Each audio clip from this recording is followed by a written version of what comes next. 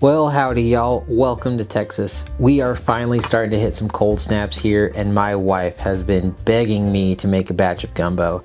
I'm sure some people from Louisiana or Cajuns may refuse to watch this and have some critiques on my cooking, but this stuff is freaking delicious. Most importantly, my wife loves it, and this batch includes some sausage made from her first deer.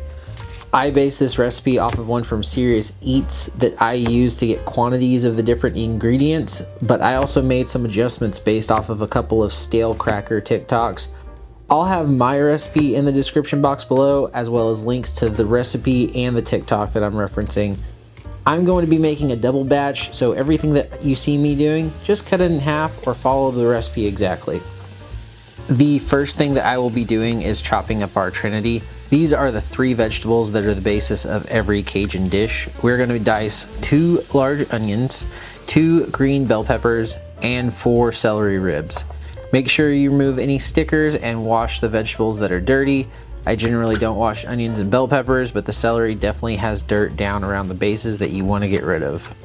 I have been doing a good amount of hunting recently, but conditions really have just been warm and deer haven't been moving consistently.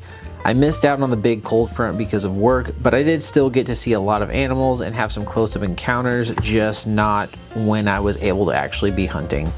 I'm doing a lot of this fine chopping the night before because I'm not the fastest vegetable chopper and this recipe takes a while to make. You can also slice up and season your meats the night before to save time on the day of. The base of a good gumbo is the roux. The roux is made by slowly cooking flour in some kind of oil.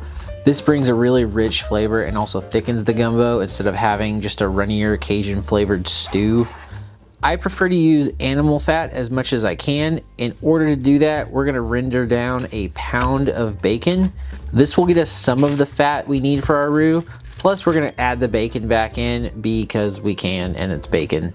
Any cutting and ingredient processing you do day of, you can nest during other processes. Here I'm going to be cooking the bacon while I'm processing my other proteins, and then that will leave me with some bacon grease to cook the chicken and everything else in. I cut my bacon into 1/2-inch slices and put them in a cold pan. Then set it on a low to medium-low heat and stir it occasionally.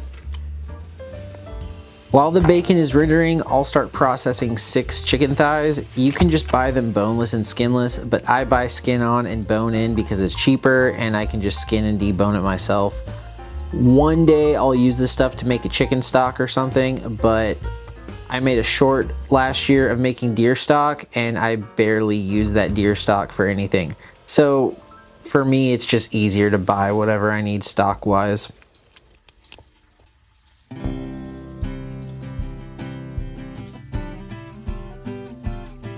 Cut some shallow slices on the outside or smooth side of the chicken thighs going against the grain. This will help them fall apart later and break some of the slightly tougher bits of muscle apart. Season them however you like, but here I use some salt, pepper, garlic, and a seasoning called Texas Fire Ants from a family friend here around Houston. Periodically go back and check your bacon and stir it to make sure everything is rendering. Once it's done, pull it out with a strainer and set that bacon aside.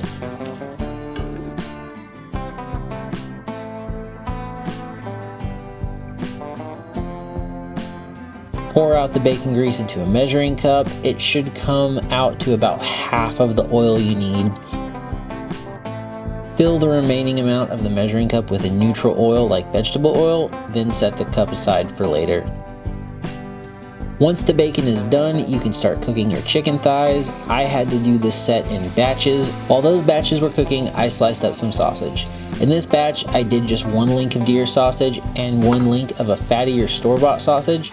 I didn't use andouille sausage like any other gumbo. I just made sure to get something that was fairly fatty. Make sure you keep going back and flipping your chicken thighs as needed. We're not really worried about cooking them all the way through at this point. The goal is just to get a good sear right now. For the sake of time and getting things done, I started cooking down the sausage in a separate pot. You can cook them down as far as you like and get more fat rendered to use in making your roux, but the primary goal here again is to get a good sear. When you're cooking the chicken thighs, a lot may stick to the bottom of your pot. Get as many big pieces off as you can and cut the heat when you need to, but leaving some little strips of muscle isn't really a problem. They will turn into a really dark fond that will slowly be deglazed later. While my second batch of chicken was searing and my sausage was cooking down, I went ahead and finally diced some garlic. I personally hate using a garlic crusher, but do whatever you gotta do to 8 medium cloves of garlic, or more. I love garlic, so I chop garlic until I'm tired of chopping.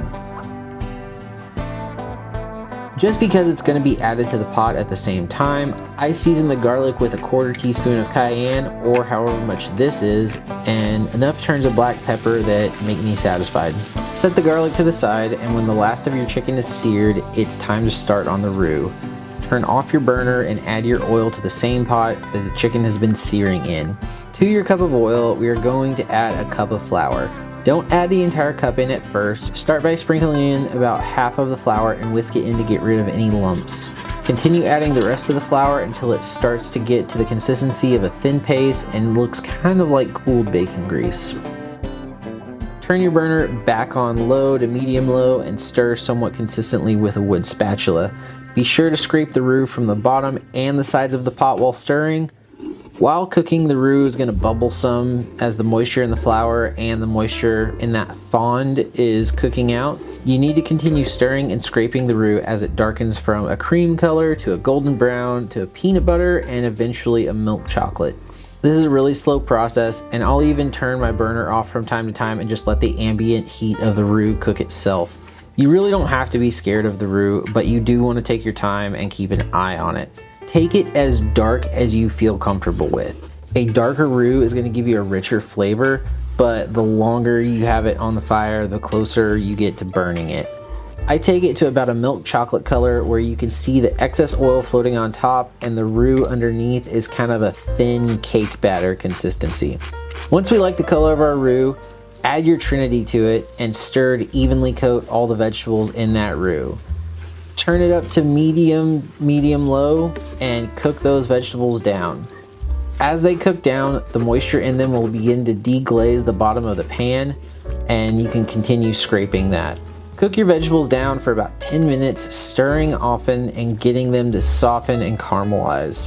Once it seems like it's more of a liquid mixture than a chunky vegetable medley, you can add in your garlic, cayenne, and your black pepper. Mix that in and cook for a couple more minutes or until fragrant. From here, we need to add in about 1.5 quarts of liquid. I start with a good and somewhat dark beer. This time of year, Oktoberfest is a great option, but any dark lager or bock that isn't too sugary is a great option. Let the beer cook for a minute or so and continue to scrape the fond from the bottom of the pan as the beer deglazes it some more. Now add in a few sprigs of fresh thyme and 2 bay leaves. Then we're going to add 4.5 cups of chicken stock, or again, whatever adds up to about 1.5 quarts of total liquid. I also like to add in some hot sauce and a few glugs of Worcestershire sauce.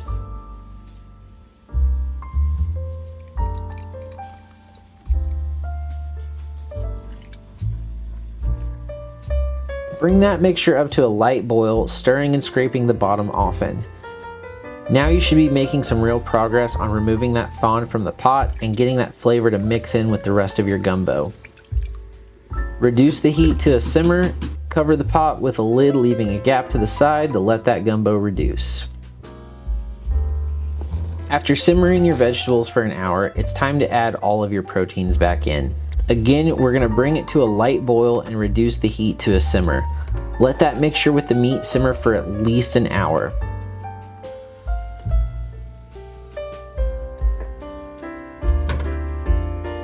If you notice a layer of oil accumulating on the surface, you can turn off the burner to let the surface come to a rest, then skim that excess fat from the surface. Just slowly lower a ladle in and lean the edge toward the excess grease. Continue to simmer up to 2 hours or as long as you are okay with it reducing. About 30 minutes or so before you are ready to serve, start cooking your rice. I use a rice cooker because it's easy. I also prefer a jasmine or basmati rice, but just cook whatever white rice you like in whatever way you're comfortable with. In those last 30 minutes while your rice is cooking, start fishing out and shredding your chicken thighs. You can do this real easily by just pulling it to the surface with your wooden spatula and kind of mashing and scraping it against the side of the pot. Also, take a couple of test tastes and see if the gumbo needs any additional seasonings.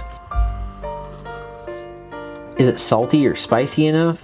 Season accordingly and make sure you let it simmer a little bit longer after you do to let those flavors get ingrained. Once your rice is ready and you are ready to serve, add in half a teaspoon of filet powder and mix in thoroughly. This will help the gumbo thicken a little bit more. Place a bed of rice in your bowl or put a scoop to one corner or side. Fill the rest of the bowl with your gumbo and sprinkle some fresh green onions on top. Serve it with some hot sauce and the filet shaker on the side, but since I'm the chef, I make it how I like it and I don't need any of those whenever I'm eating this. Okay, y'all. So it's a couple days later. This is actually microwaved up gumbo, but I want to say that it is just still so good. It's almost a little better after it's sat for a night, like even overnight. It helps it really thicken down. It's really rich. That roux brings out almost kind of a nuttiness. It's really savory. I'm much more of a savory person than a sweet person, and man, that's really the secret. Just getting that roux as dark as you can possibly take it, and then let everything go. Serve it with some of those chopped green onions or chives, and this has the rice mixed in.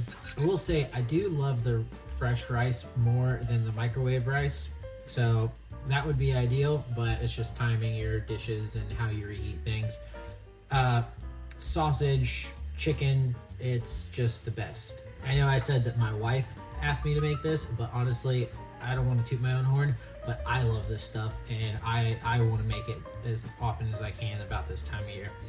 Pair that with a nice dark beverage. We got more adventures coming your way. We are going to be going to deer camp for 5 days this weekend, maybe do a little trout fishing while we're up there, and I'm just really excited to bring you guys along. I'm still trying to get my first archery deer ever, whether that's a buck, doe, maybe both.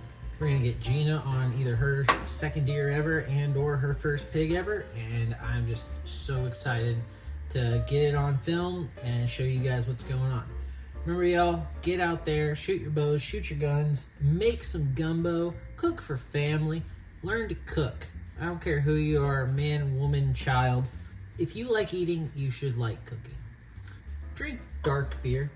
Don't drink fruity, light stuff. Don't drink to get drunk. Drink because it tastes good. Don't drink light beer that tastes like corn. Remember, read your Bibles, go out there, kill, and eat. Thank y'all.